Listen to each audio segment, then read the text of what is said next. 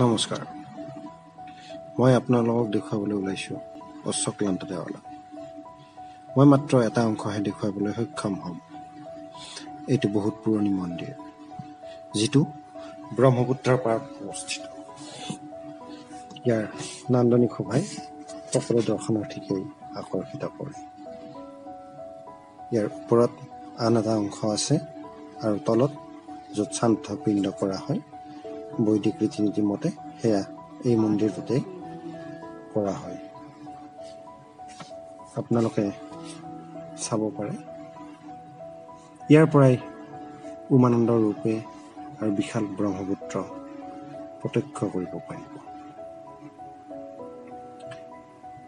এয়া বিশাল ব্ৰহ্মপুত্ৰ আৰু কিছুনিৰ লগত সেয়া উমানন্দ।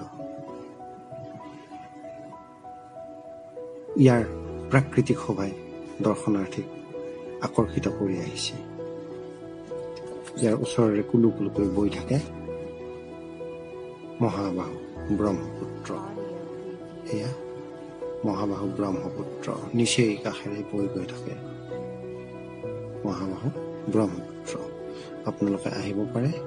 দৌল গোবিন্দ কাষতেই অশ্বক্লান্ত দেৱালয়, যি প্ৰাকৃতিক শোভাৰে ভৰপূৰ। ধন্যবাদ।